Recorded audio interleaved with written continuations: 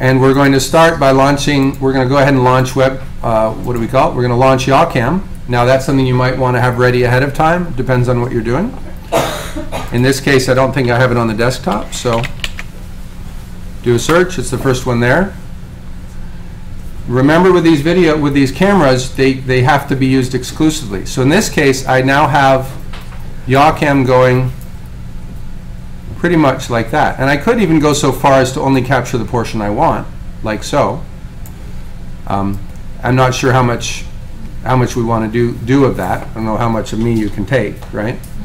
Why do you look blurry? Is it our screen? No, actually this is blurry, and I'm just attributing it to the light or any number of other things. It may be that we've got the background confusing it, because if I bring up something here, you know, we tend to get pretty clear. It's important to remember in this case, you're just trying, like I've said a couple times, kick it in the pants. There are advantages to having a dial. Sometimes you just wish you had a dial so you can zoom in, zoom out. But in general, I find it sorts itself out in a couple seconds. In this case, I could be saying, hello guys, here I am. You see some of my arm motions, but notice I put a lot of that off screen, so you really have me here.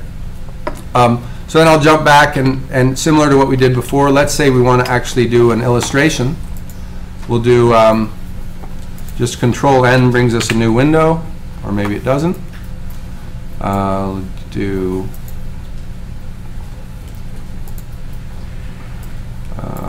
see, I don't even do paint very much, but thinking about drawing surfaces, I will close that and open up Paint again.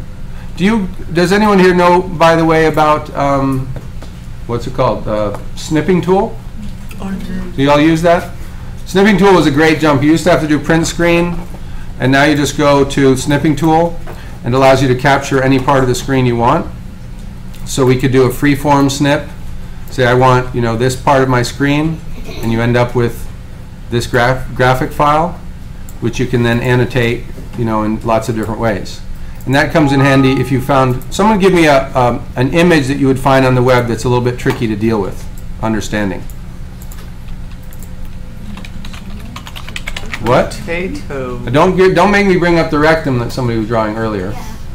Give me one. Come on, Friday night, it's 4:33. Give me a good picture. Potato. No? Potato. I'm just going to go for appendix, because I don't, what did you say? Lungs. Lungs. Okay, so we'll do the lung. And I'll use the image search.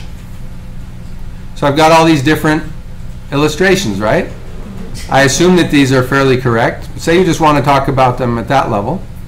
We've got this. Well, by jumping between these tools, I can do things like say, okay, let's take the snipping tool, and we'll do a freeform snip. And now suddenly that's in its own little world, right? Save as. Well, I'm not even worried about that. This is all just for illustration's sake. So I want to say, okay, on the ends of these are alveoli, and that's what, the trachea? And these are the bronchi. It's been a long time. It's like junior high. What do you call these big fold things that are in the lungs? Lobes. Lobes, okay, so can I put lobes in there? No, so there's a pen, eraser. I don't, no good way to do text here. But you saw a minute ago, I could do maybe edit, copy, and we were using WordPad, which is here. Paste. Now I've got my lungs in WordPad, and then that's just about enough of the lung business. Right? And then I want to go back and say, okay, well, let's talk a little bit about lungs. I'm going to go back to my video. And again, now I'm capturing video, and I say, all right, Moby, let's get a shot of your lungs. Can we see, what can we see in his mouth if we go deep? You see his braces? Let's see his braces, yeah? Chocolate. Chocolate, leave me alone. So now we get into a demo. So we've got a piece of surgical equipment. We're talking about the different parts of that. Remember the dynamometer? We could have this easily mounted on a tripod or something so it stays still and I put stuff in front of it. We can flip around and do some kind of freeform drawing on a whiteboard or a piece of paper. Or you can take just a regular old notebook like this and paper's cheap. Somebody left this here from last semester. If you proportion this properly, we can actually use this as a drawing service, and just each time we have a new sketch, we just flip the page. And you can have this size. You can even put little pieces of tape on your desktop to show the surface where you want to be drawing. And again, notice as I wiggle, it's trying to keep up with me and keep the focus. So different devices. So here we have the Joby, what is it called? I think the Jungle tripod, or I think this is called the Gorilla Pod, right? And if I push this little button, it actually releases the tripod screw, which goes into the bottom of the cameras. Got a Swiss Army knife, and all the different blades that come on that, as well as I believe I've got, this is the best what do you call it, tweezers in the world, and toothpick. Clearly I've got the wrong toothpick for this device. But again, you can see there are often issues of focus. When it's clear, it's really clear, and sometimes you just have to move it a little bit, and you get that just the way you want. Okay? So is there anything else we should try with the camera before we turn it off? Because we've been recording this camera shot, hopefully, on Screencast-O-Matic for a little while. We've got devices. You can even go in really close and look at the joints here. Any other examples?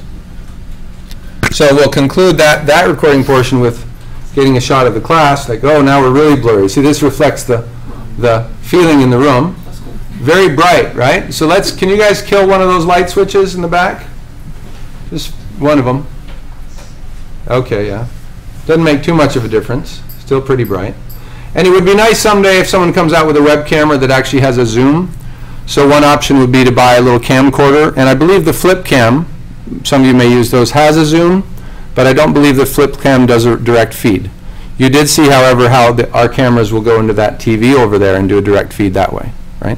So you have to decide when it's appropriate to use the webcam and when it's appropriate to use your camera. Because when I'm doing these kinds of things, it might be appropriate to use the camera and then embed that into some other presentation or edit it. Okay? So we go back to where I might be taking notes. And it helps if we use, for example, Windows tab, we can see, okay, which one do I want? Notice I've quickly gotten out of control with my windows. I want to look for the one where I've got my notes, which is there. And